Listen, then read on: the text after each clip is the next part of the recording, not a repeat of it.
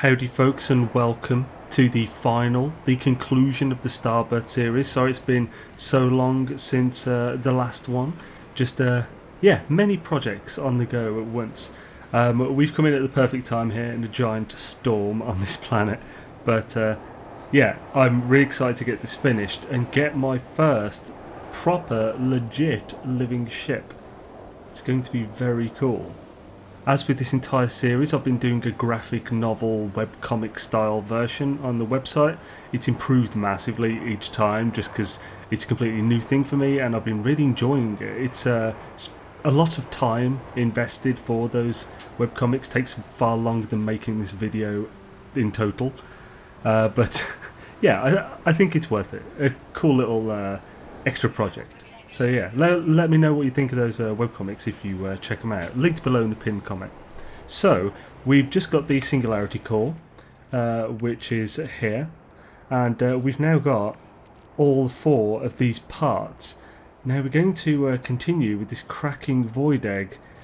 And really looking forward to it. If you haven't seen the other 4 parts and don't really know what's going on, they'll also be linked below, so definitely check them out so you're not just lost in the story. So as before, we've got to head up into space and await contact. Hells yeah, let's do it. Right, here we go, back again. Hello sir. Let's answer the call. It is nearly complete, but here we will diverge. If you share yourself with us, it is sacrifice. There is no infinite mind to spill. It must be yielded. The song of this strange space creature has changed, subtle but unmistakable. It has become a duet, a perfect harmony with the void egg. Continue to listen. The voice of the alien is fading.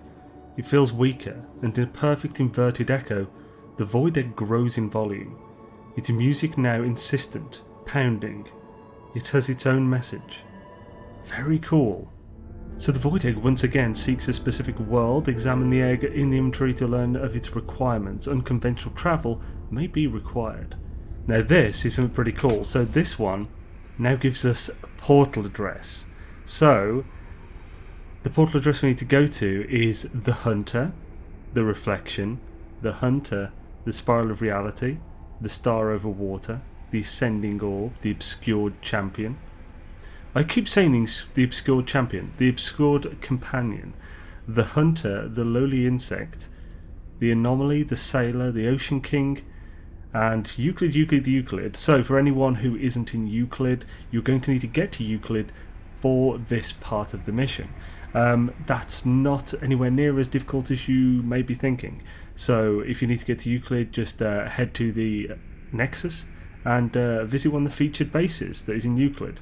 If for some reason you're not seeing that, because there are a few people who are having issues with that who can't see it, and you don't have a former base from Euclid that you can teleport to, because maybe you started your game in a different galaxy, I would recommend finding someone online whose game you could join. There's possible that you can't do any of that because maybe you're on PlayStation and don't have PS Plus, so you can't join someone's game. I'm not quite sure what you could do in that situation. If anyone has an extra method that you could get past this and get to Euclid, other than going through every friggin' thing, then please say it down below. If you're not seeing featured bases, just make sure you've got multiplayer on, you're synced and everything, and that your network setting, like the network is connected. So in this part here, if you go to discoveries, you see online discovery services active. That will need to be active for you to see featured bases and such. So if that's not, then see if there's any way you can fill about and try and get that working. So yeah, now we need to go to that address. So now, while it's not fully necessary, we are going to go to the system that I want to find the ship in, to then portal from there. Oh, got a hostile scan. I'll just quickly take care of these filthy shysters. Positron ho. So for this, I'm going to head to the Georgia system, which is the anniversary system for the UAS, the 1 year anniversary, which is pretty damn sweet. So we're going to get there via the Nexus just because it's the most simple, quick method. Although actually, I think we'll warp. Because it's in the UAS, we're quite close. So let's do that, that could be cool. Just to keep the whole thing less, you know, all over the place. So here's Georgia. We're just going to set a waypoint. As you can see, that beautiful marble that was actually discovered by Golden Gek, that's where we'll be going, Serenity Valley. This is the actual specific anniversary planet. And here we are, the Georgia system. Hells yeah. And this is the beautiful Serenity Valley. Excellent. I haven't actually seen Mad Scottish Gek's base here. Very cool. I have to check that out. We're not on survival, so I don't think... I'm not sure if Christie's Beach has actually put a base up here yet, but we're not on survival, so we're not going to see it. Let's head down to the portal because it is marked, and that's pretty much where the base is. The base that is not finished remotely, so we won't be seeing it just yet. Now, I believe that beacon is actually a hotspot, so we don't need to see that. But with the rough terrain, I should be able to work out where the portal is. It's actually quite easy via landmarks to work stuff out on this planet. So if we turn here, the portal should be at the end of this. And there it is. Excellentro. Right, so essentially we've now just got to work this out. So, the first one is the hunter. This is the bird symbol. So whack that in. The next is the reflection. This is the face symbol. Then the hunter again, so bird again. Then the spiral of reality, which is, well, the most obvious of all of them. Then the star over water. The ascending orb, which I usually call waypoint. The obscured champion, which is the obscured companion, which is the moon. The hunter again. The lowly insect, which is this scarab here. The anomaly, which is the hex. The sailor, which is the boat. The ocean king, which is the whale. And there we go. And just remember, it's got to be in Euclid. Here's a little cheat sheet that I'll also link in the pinned comment, so if you want to just download that image just for when you do it, yeah, make things a bit easier. Unfortunately, we're in a pretty bad storm here. This isn't the most caring of planets, but it's not too bad. You might want to make sure if you're on a survival permadeath to have like a heat technology on you for hazard protection. I don't on my normal character. I really need to sort all that out, but yeah, let's make sure you've got some stuff for hazard protection. Now it's sending us, it's given us more coordinates, but don't worry, in this particular step we have a waypoint. We haven't got to search coordinates now, which is just fantastic in all honesty, because the next few steps will require it. For this one, I would also recommend that you are connected to the internet, because it will make things one hell of a lot easier. Saying that, I'm not actually seeing any comm stations at the moment, which could be troublesome, but there's a lot of bases here, so that might fill in for us. So just head over right by the portal to the Void Egg Frequency coordinates. I mean, I'm a bit disappointed that there's actually a base here, but it's not the end of the world. If you really want full immersion, probably disconnect from the internet, I guess, just so you won't get these bases and any comm stations. It will be a bit harder, but it'll be far more enjoyable. This, I guess I should have just done this earlier before a base was created here, but this is kind of ultimate immersion breaking. Anyway, let's just try and ignore it to the best of our ability and continue on. Is that you? Seems different. The terminal echoes an ancient signal, the final disrupted fragment of a fallen traveller. The signal is a recording, a loop captured by a strange device lodged in the terminal input. Collect vessel. And now we have a soul chamber, an empty soul chamber. Subtitled The Bionic Arc, I didn't notice that before. A biomechanical construct created to the design of an anonymous host, a fusion of complex circuitry and the ineffable glitch of the traveller. Such a calculus might bind realities together or tear them into mere simulated fragments. Very cool. Right, so this next step involves us filling the soul chamber. This involves going to some graves. We are told where they are via these coordinates, Now, you'll have to do this a few times. So, this is where comm stations and other things really come into play. Now, these extra bases, I guess they might mark some or something. So, let's try that, because for some reason, comm stations aren't there now. I'm guessing maybe there were too many. Personally, this far into the mission, I think HG should have just made it waypoints, because the amount of times we've tracked coordinates, I don't know, that's just a personal thought there. Saying that, I might still just do it, even if there's one here. Right, there's probably going to be a grave here, but I'm just going to do it by coordinates, because why not? This is my main time I'm doing it. I may as well do it. I've done it by coordinates twice at this point, by the way, for testing, so I may as well just do it. Okay, here we are, first grave. Well, we're very close anyway. I'm landing straight away because we can't really see much of anything in the ship. And then, luckily with the graves, they show up really easily, so we can just scan around until we see it. Well, might have drifted slightly off course there. Also, I'm being attacked by terrible things nearby. Yeah, I drifted slightly while I was coming back down there. It seems I do not have enough supplies on me, so I'm going to... The storm crystals here as well. So I'm going to see if I can find some sodium nearby. Oh, there's some nitrate there. Let's grab that. Although, I should have cobalt on me, so that shouldn't be an issue. There we go. Got a bunch of ionized batteries. That'll do. It'd be much better if I had some heat protection stuff. Interesting wildlife here. And here we go. We finally found the first one. Excellent. I will just note, by the way, that previously I said about the comm stations, any grave will do. It doesn't have to be this one that it's sending you to. And there it is. All glistening. Hello, good sir. Hello. Collect soul. This is so dark. Are you there? Are you... What's happened? Man, it's so iffy. Okay, traveller glitch detected at site. Okay, so we got another one.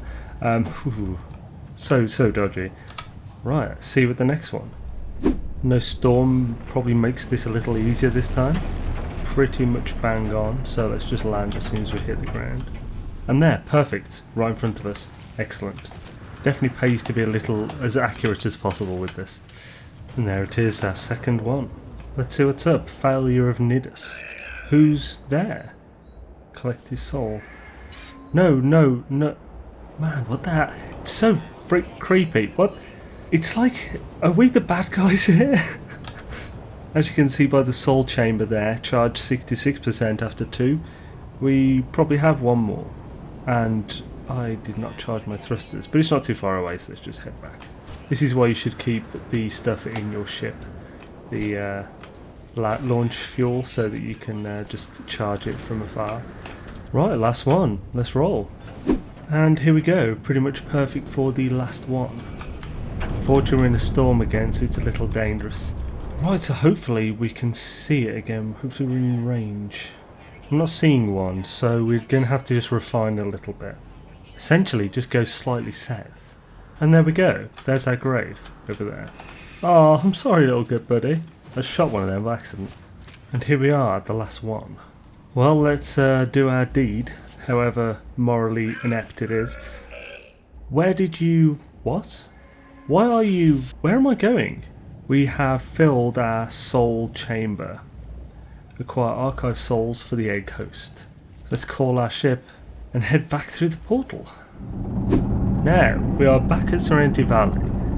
And one thing I'm going to do is I'm going to make a manual save point. Just because while I'm hoping what we find, the first one we find, will be awesome, just in case. Now, one thing I haven't done yet is I have not decided which ship I'm going to sacrifice for this living ship. But first, let's get there. Now we're in our ship. Traveller, forgive our invasion of your personal interface. We are dying. Our body is old, fading. Our mind unravels.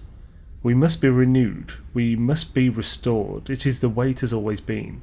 Refresh us, reset us, rebirth what you have made. Will we be the same? Unknown. But it must be.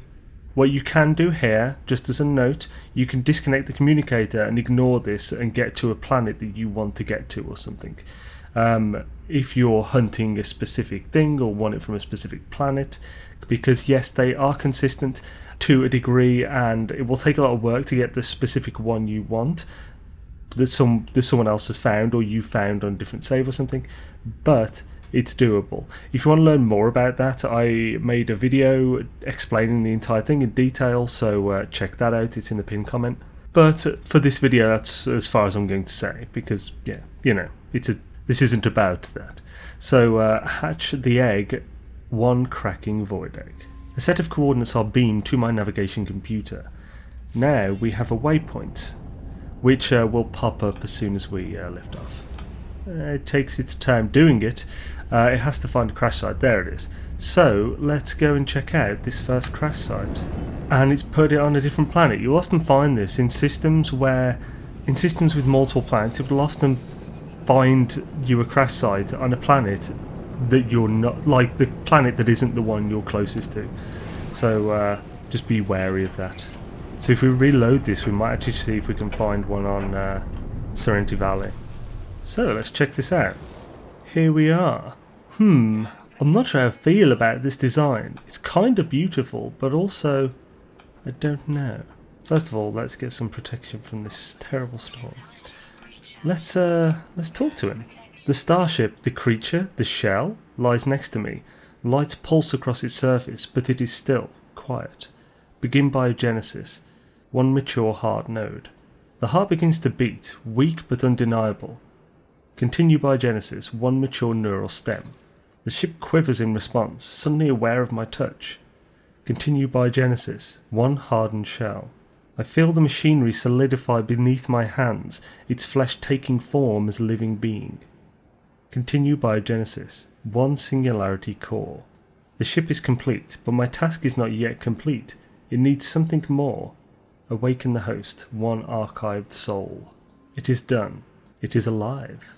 Let's have a look at the little fella. Yes, personally, this design, I mean, I like how the contrast of the green, but this would be far better if the secondary colour, the green I would say is a tertiary colour, the main being the body, and this sort of fleshy purple being the secondary. I'm not a massive fan of it. The hyperdrive, not bad, 161.5. The highest would be 166-ish. So shield strength is always the same on these. Damage potential and maneuverability you can't tell until you've actually bought it.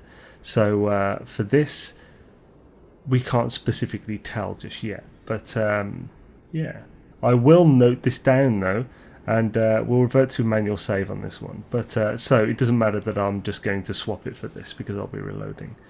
So we've now purchased it, and as you can see, damage potential went from 299 to 301.9. Maneuverability changed as well, so those two different. I do not currently know how to work out the damage potential to work out the damage bonus from that, but I'm working on that. I figured the shield strength out for explorers. I don't know how it translates to the others yet, but I, again, working on it. Maneuverability, to be honest, I don't know. Higher is better. It's pretty much what we know generally. There is no bonus as such, it just has an innate maneuverability.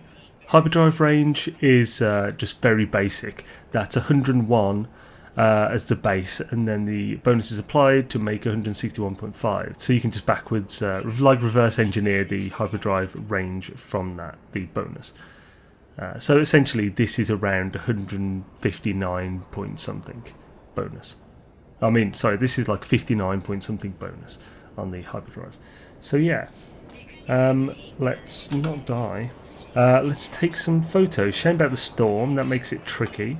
But for anyone wondering, if you want to organise screenshots for getting this, all you need to do is take a shot of this with the lat and long, then go into the inventory, put your. It's much easier to keep them for conformity to put the mouse in the bottom left, then take a screenshot there, and then go to the organ chamber and do the same. This is for layouts as well as stats. and that might want to get just a singular shot of the actual being. So like here, just take one here, maybe a secondary, and maybe if you're only doing one, just do it on an angle so you get a full shot of the body, and job done. That's all you need to do. You don't actually need to note anything down by hand. The database I'm working on, I'm hoping to do almost everything OCR. So you essentially, as you input screenshots, you'll just be confirming data that's on the screenshot just to make sure the system is reading everything correctly. And yeah, so now we need to reload that manual save. One thing I might do is pick up my save point, then move to a different planet. So we'll ignore this, we'll just click through it, disconnect communicator, so that we basically just like put that off for a second. We're going to ignore this again.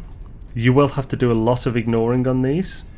Yeah, keeps popping up a lot, which is kind of good because it means another one. See, as soon as you lift off, there's then it's incoming as that message, so we'll ignore that again.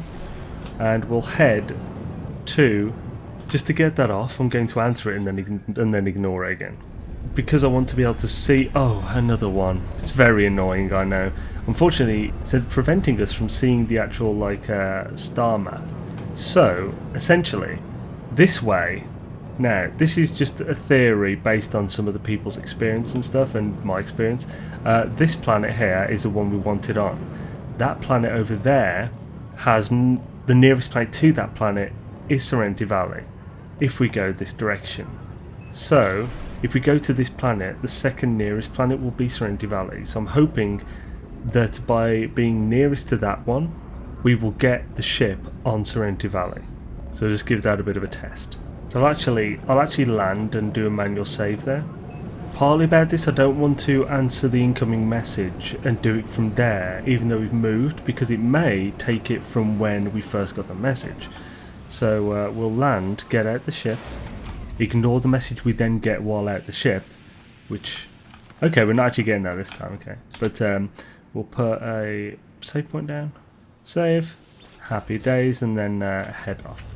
And now we have a message again. So if we do it from here, traveller forgive our invasion of your personal interface, and so on. We've read this, so we'll just skip it. Hatch the egg. So let's see if this plan worked. Where's it going to give us the waypoint?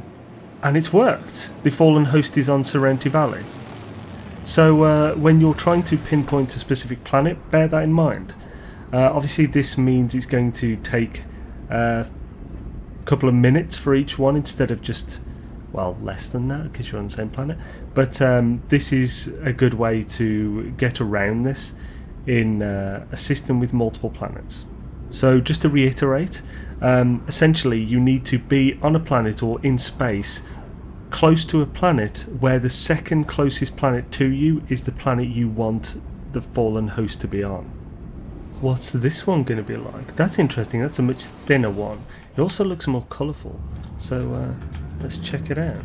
I'm not sure how I feel about this one. It's got more of a little green tinge there. It's still lighter than I'd like. I really like the darker ones. That cool sort of quiff is really cool though. I do like that. That's actually pretty awesome. Let's record this either way. Remember when you're taking shots that we want the text on the screen to be visible. So by this I mean not have a really light background behind it. So if you're looking up at the sky, then the damage potential and such might be blending in with that, which will make it more difficult to glean that data from it from the standpoint of code. Right, next. I think from now on I'll just pretty much skip to locating each ship, just because we don't want this video to be hours long. Okay, number 2. This does look like it might be the same one. No, it actually looks a bit different. Yes, this is definitely different. Clearly, you can see it hasn't got the hammerhead. Okay, still not particularly my jam. The body's too naked on this. I prefer more armour on mine around the sides and stuff. Okay, let's note it again. And here we go for number 4. I'm intrigued. This one looks a bit dark, which is cool. Ooh, yeah, this is the best so far in my opinion. It's still naked though. It's the third one on this planet and the third one that's quite naked on the sides. I love the darker secondary colour though. That looks really cool. Still not quite a good match as far as I'm concerned. And here we go for number 5. Ooh, okay, still looks a bit naked though. But looks like a pretty cool design. Okay, so we whack on the light so we can get a better view. Ooh, okay, yes, it's like a gold primary with a blacky grey kind of secondary. Not bad, but still not what we're looking for, because as I said before, very naked. I'm starting to think with the consistency of how every single one of them has been kind of naked around the sides, that might be a trait to this planet or system. Okay, so I believe we're coming in for number 6 now. Let's check this out. Still super naked. Love the quiff though. I wonder if this is the same one we went to originally. I shall call you a quiffy. Quiffy. Due to the lack of armour again, I'm going to say this is a no, unfortunately. But yeah, not horrible. If it had the armour, that would be awesome. I'd love that crazy quiff thing. I think it looks badass. Okay, number 7. Again, appears to be... Look, just land, damn it. Again, it appears to be kind of naked on the sides. I love the quiff, but what's with the nudity? Now, we've done 7, and all 7 have been side nude. So, I think I'm going to switch to a different system, which is a shame, because I was hoping to do it in Serenity Valley. But, it really does seem, after 7, all of them having that side released, and lots of them having this quiff. Basically, they've got lots of they've got a lot of consistency in their appearance, and one of the main things which is consistent over all of them is the side nude, and I'm not a big fan of that. I like armoured, bulky looking ships, so I think we're going to move to a different system. So once again we'll have to ignore this while we find a different system. Now, one I wouldn't mind finding stuff on is Fraggle Rock. Annoyingly, I'm not seeing Hensonverse in my list. I thought I'd recently gone to it. So, let's settle for Santa's Workshop. And either Tenenbaum or the Island of Misfit Toys are quite nice, so either one's fine to be honest. For more information on the places I'm talking about, check out the UAS page on the Xainesworld.com website, where I've listed all the planets, special systems and planets in the UAS that are like for official theme builds and farming and stuff like that. For speed and efficiency, I'm going to locate myself right on the side of the planet Tenenbaum that is facing the moon at the Island of Misfit Toys. This is with the hope that I'll essentially, each reload will get one for the Island of Misfit Toys, so it will speed things up because I'm right by it. And also having tracking ones on that moon will be a lot easier because it's a way smaller place, there'll be less of them, and if anyone else wants to come and get them from this place, it'll be much easier. So let's whack out the old save point again. Right, here we go, let's roll. And it's worked like a charm.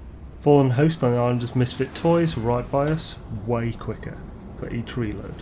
So this will be number 8. Come on, armour. Oh, this one's naked as well. Design's pretty cool though. And yes, by the way, before anyone asks, this does, well, before anyone says in the comments, this does close up, of course, when you're when it's healed and whatnot. But this bit here, I believe that's one of the locations where just an extra part can be connected. So, yeah, it's missing a potential part, basically, I think. So, number 9. Okay, this is different. This is quite cool. Okay, I'm curious how this will look. This might just be this light, but that looks potentially quite cool. I mean, that's definitely a pretty unique design. You don't really see too many of these types. It's not quite there, but that's one of the best we've seen for sure. It also has a really good layout. Well, pretty good. Obviously, this could be better, but that's pretty, in one block. Hyperdrive isn't great, but it's not horrible. Tech is pretty sweet. So yeah, That's an interesting one, not bad. I like that design. Okay, I went just ahead and it put me on this planet, so it looks like it decides it the second it pops up. Because just as the waypoint popped up, I just got closer to the moon than the planet. That's interesting. So this is number 10, and this time on Tenenbaum. Oh. This looks potential. Ooh. Oh, look at that. First one I've seen that has that extra part. Oh. Okay, right, sorry, I'm excited. This one's cool. Okay. Let's have a look in the daylight. Please don't be terrible in the daylight. Not bad. I'm really tempted to go for this one. It's got the quiff. It has the quiff. Ooh, right. I think I'm going for this one. This looks really nice. It's got black. It's got a sort of pearlescent purple, just in accents. I really like this. The only way this could be better, I really like the black and red ones, or a black and blue one could be cool. But this, I mean, this isn't the only living ship I'm ever going to have, and this looks awesome. I like this. Yeah, I'm going for it. Sweet. This will be my ship. So, if this is now my ship, I'm the 10th one as well, which isn't too bad.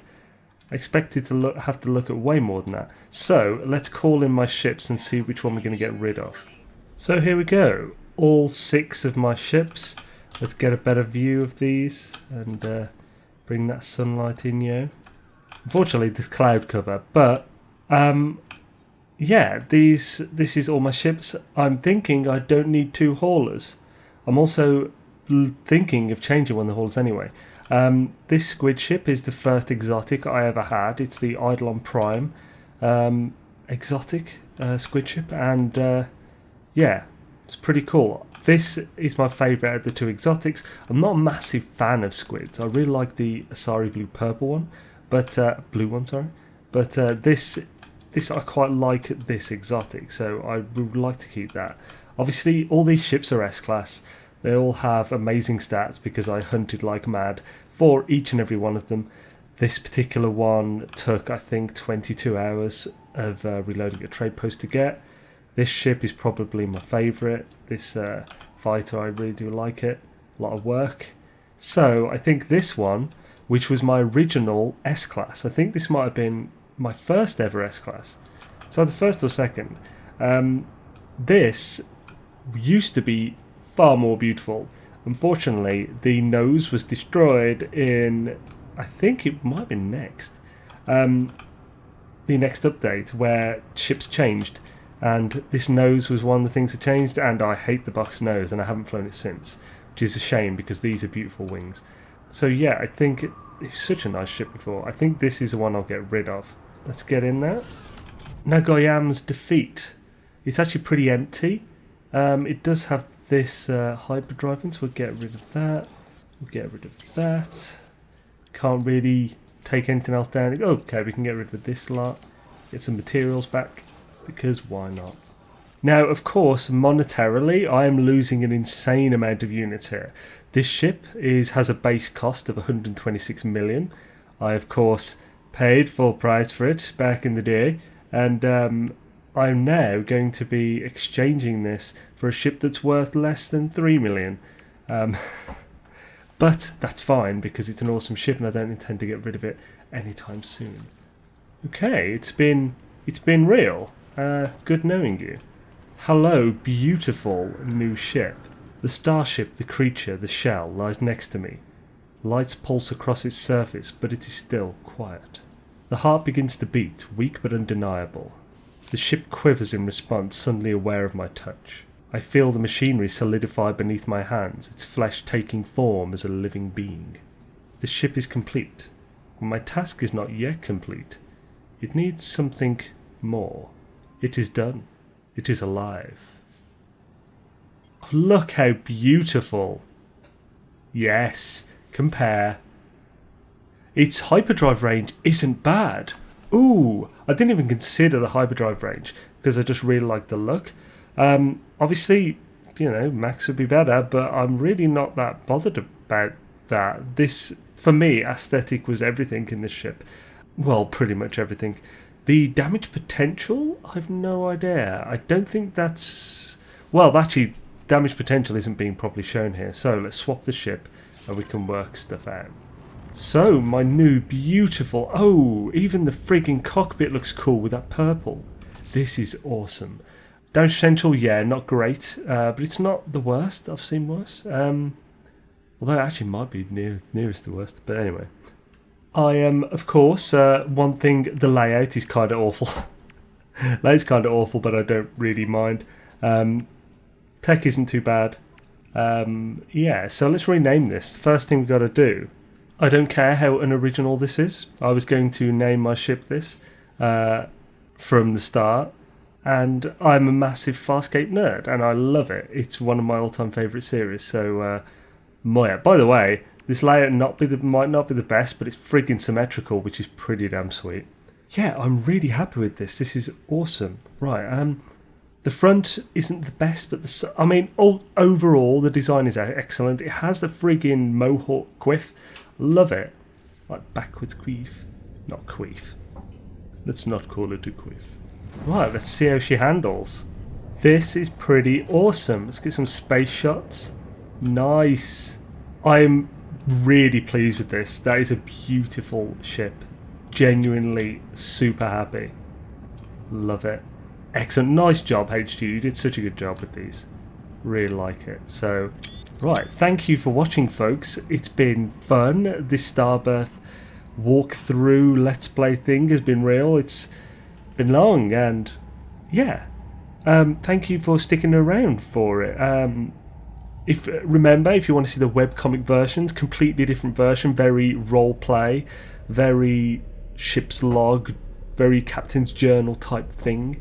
I put a lot of effort into them, so any feedback is great. I'd love to know where I can improve and what I'm doing right. So yeah, thank you for watching, folks. Check all that stuff out in the pinned comment, and keep an eye out. Subscribe if you haven't already for more Let's Plays, more ships, more multi-tools, more guides, more in-depth analysis of this game, and all that jazz. Discord, etc., Patreon, YouTube memberships, all below.